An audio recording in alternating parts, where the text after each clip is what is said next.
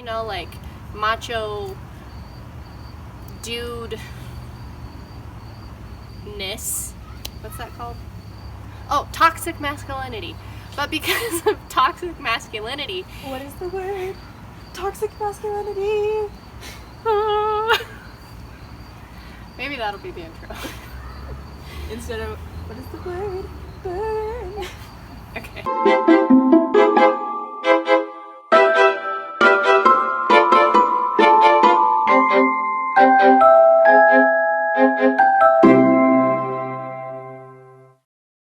Well, hello and welcome back. This week I am excited because I read yet another Twitter Friends book. This week I read D.T. Morehouse's Purple Shadows. So, this book takes place in the UK. It's a little unclear what part. I'm guessing maybe in Morehouse's native Ireland. And it follows... Is that a dog crying? And sorry about that. It follows the story of Dean Turner. And he's, just kind of your normal 17-year-old kid, very average, has a close circle of friends, has a girlfriend. He gets decent grades, not great. He's not too popular, but he's not popular. And, he's just genuinely a nice guy. Well, one day, he is at school with his best friend Dave, with whom he's been friends since they were itty bitty. And Dave brings a neon pink dildo to school. And they're all at the lunch table saying, "Hey, put that away, I don't want to get in trouble." And Dave, because he's got a mean streak in him that day, he's like, "I'm gonna go mess with Jack Hawkins." Well, Jack is the class nerd. He's kind of like Eugene in Grease. That's how I pictured him at first. He's a front of the classer. He always answers the teacher's questions. He's got straight A's. He's just a really good student. And because of that, everybody picks on him. And it's just kind of really sad. And of course, when Dave picks on him with this pink dildo, he gets all clammed up and he's self-conscious and he starts crying. And Dean's like, "What the heck, Dave? What are you doing?" And ends up punching his best friend of multiple years in the face and takes the dildo away, sees that Jack has run off crying down the hall, and he starts chasing after him. Jack thinks it's because he's gonna beat him up some more, I guess. But Dean's just like, "Hey, are you okay?" Well, as they're having this conversation, they get in trouble, ultimately get detention. And on the way home from school after detention, they decide to take the shortcut. And it's through this old distillery yard. And it's kind of interesting because it's in this moment that Dean has a bit of a sexual awakening. But at the same time, because of toxic masculinity and just how systemic and ingrained into society that homophobia is, he of course panics and is like, "Wait a second, what am I doing? I can't like boys, I have a girlfriend." And he also punches Jack. And then he runs home. Meanwhile, he's just kind of becoming a little bit obsessed with Jack because he's feeling all these things and he doesn't understand them. And Jack's gone from school the next day, and then he sees Karen, his girlfriend, kissing his best friend Dave, and he just doesn't know how to feel about anything at this point. And he ends up stalking Jack, on Facebook, and is like, "Damn, he's kind of cute though." And after all of this emotional confusion, he ends up going to Jack's house and is like, "Hey, are you okay?" And it's kind of the beginning of a cute little high school courtship. But it's a very short-lived one. Spoilers. Because, and I'm sorry for that, because there's of course some drama, because there's this stereotypical schoolyard bully who's very homophobic. He calls both Dean and Jack a faggot a lot. So that was a little bit hard to read, just because I consider myself pretty liberal, and I don't have a ton of LGBTQ friends, but I do have a few, and I know that that's really hurtful to them. And I don't know, there's just something about attacking someone for who they are that I feel like is just really hard to read.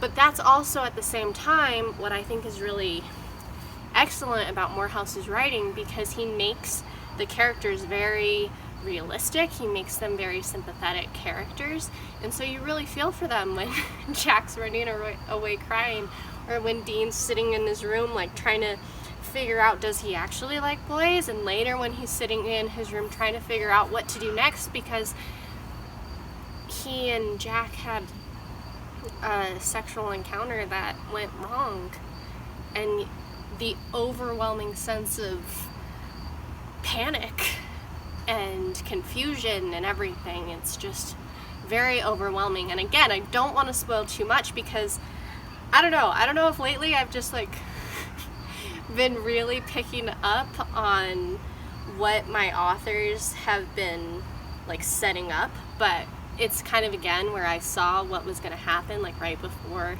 it happened, and I was like, oh no, oh my gosh. And I want you to have that same feeling. I don't want you to be like, oh well, I wonder when that's going to happen, because I've definitely been there, and it definitely makes it way less exciting. So I will leave the summary at that, just saying that the ending is very much a cliffhanger. Actually, it's a lot like basically every like cop show ever, where there's some season finale, whether it's the second season or the 7th season, where like a main character is mortally in danger, and you're just like, are they gonna make it out okay? I think that this character probably will, because based off of some fine print at the bottom of the cover, it says the first of its series. But you know, you never know. And so I would be really interested to continue reading Morehouse's series that he's planning, because I mean, it captivated me. And so that kind of brings me into why I really liked the book. It was just very engaging.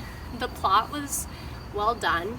I don't know, I think I have a little bit of trouble in general with not necessarily coming of age stories, but kind of coming of age stories, because I'm just far enough removed from that age where it's almost still like a fresh wound. But at the same time, sometimes with these characters, and I tell this to my sister all the time, I'm like, calm down, you're like 12. And so some of these stories are a little bit difficult for me, but this one wasn't, because first of all, it's from a male character's perspective. And it's not to say that I haven't read other books from a male character's perspective, but a lot of the books I read tend to just have female protagonists. So in that sense, I can't quite relate to it. And I shouldn't say of course. I can't necessarily relate firsthand to the whole sexual realization that Dean has in the book. So there's that element as well that makes it interesting. And so this coming of age story is just far enough removed from my own like growing up that it's just very engaging, and I'm just really interested, and I want to know what happens next. So I think the characters really are what made me enjoy this story, as well as the fast-moving plot, because again, like I wanted to know what happened next. And kind of with what I was saying in one of my other videos, I don't know if I'm just more sensitive to swearing lately, or if I'm just picking up a bunch of books that happen to have swearing in it, but there are definitely some F-bombs. Like I said, there's faggot a couple of times. So if you're really sensitive to swearing, I wouldn't say that this would be a deterrent, that it like breaks the book. I don't think it's a make it or break it type of literary element. I think it just kind of adds kind of to that whole coming of age thing. I know I went through a phase in high school, usually around my period, not even gonna lie, where like I was swearing like a sailor. So I think it kind of makes it a little bit more realistic in that sense. But I mean, like I said, if you don't like it, there might be some parts that are a little bit hard for you. If, I don't know how to say this without giving too much away. If life or death situations are really triggering for you, there are a couple of scenes that will be really difficult, especially like if you've lost a family member. Jack, his dad, it turns out his dad passed in a pretty serious way. Sorry, there was a bug. But yeah, I think overall it's really excellent characterization. It's really intriguing, and engaging plot, and just kind of overall, it's a really good read, and I do recommend it.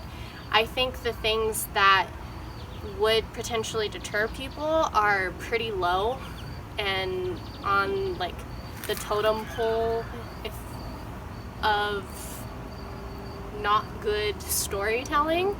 And again, that's just like personal preference type of things with swearing and whatnot. So that's all I have for Purple Shadows. Do recommend. Next week I have another Twitter Friends book to review. This time it's Andy Slinger's The Super Twins, and I'm very excited to talk to you about it next week. Thanks.